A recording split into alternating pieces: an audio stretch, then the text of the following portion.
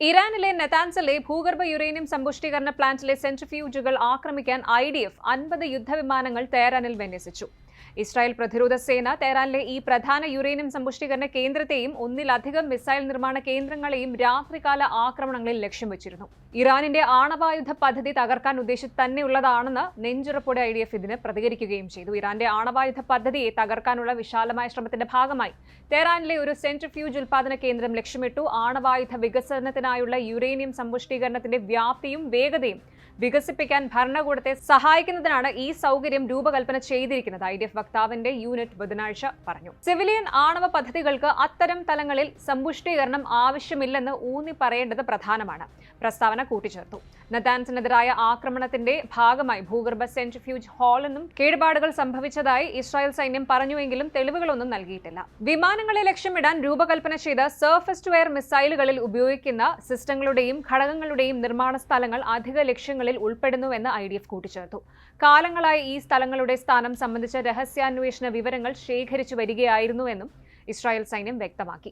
ചൊവ്വാഴ്ച വൈകുന്നേരം തെഹ്റാനിൽ വലിയ സ്ഫോടന ശബ്ദങ്ങൾ ഉണ്ടായതായി റിപ്പോർട്ടുകൾ ഉണ്ടായിരുന്നു.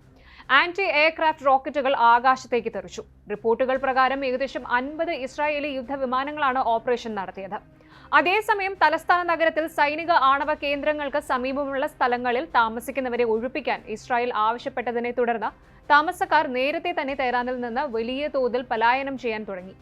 തെഹ്റാനിലൂടെ ഒരു ചുഴലിക്കാറ്റ് കടന്നു പോകുന്നുവെന്ന് ഇസ്രായേൽ പ്രതിരോധ മന്ത്രി ഇസ്രായേൽ കാറ്റ്സ് പറഞ്ഞു. പ്രക്ഷേപണ അതോറിറ്റിയും അധിക ലക്ഷ്യങ്ങളും അങ്ങനെ സർക്കാരിന്റെ ചിഹ്നങ്ങൾ ബോംബെറിഞ്ഞ് തകർക്കപ്പെടുന്നു. ജനങ്ങൾ പലായനം ചെയ്യുന്നു. ഇങ്ങനെയാണ് സ്വേച്ഛാധിപത്യം തകരുന്നത് എന്നും മന്ത്രി ഊന്നി പറഞ്ഞു.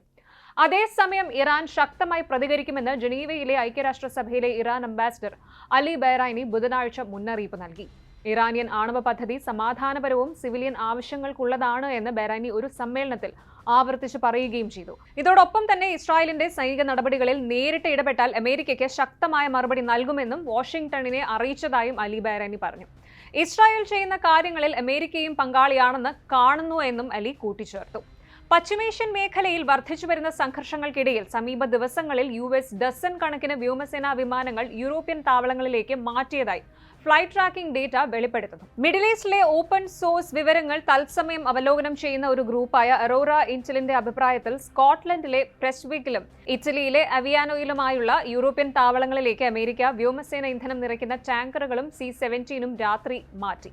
സംഘർഷത്തിൽ നിന്ന് പിന്മാറാൻ പ്രസിഡന്റ് ഡൊണാൾഡ് ട്രംപ് തെഹ്റാനോട് മുന്നറിയിപ്പ് നൽകിയതോടെ ഇറാനിയൻ ആക്രമണങ്ങളിൽ നിന്ന് ഇസ്രായേലിനെ സംരക്ഷിക്കുന്നതിനായാണ് US സൈനിക വിമാനങ്ങളും യുദ്ധക്കപ്പലുകളും മിഡിൽ ഈസ്റ്റിലേക്കും പരിസരത്തേക്കും മാറ്റുന്നത് എന്നാണ് മനസ്സിലാക്കുന്നത്. ചൊവ്വാഴ്ച ഇറ്റാലിയൻ താവളത്തിൽ നിന്ന് ഒരു ഡസൻ F-16 വിമാനങ്ങൾ US സൗദി അറേബ്യയിലെ പ്രിൻസ് സുൽത്താൻ വ്യോമതാവളത്തിലേക്ക് മാറ്റിയെന്ന് ഗ്രൂപ്പ് പറഞ്ഞു. ഈ നീക്കങ്ങൾക്ക് പിന്നാലെയായിരുന്നു ഇറാൻ അംബാസിഡർ അലി ബൈറാനിയുടെ മുന്നറിയിപ്പ് വന്നത്.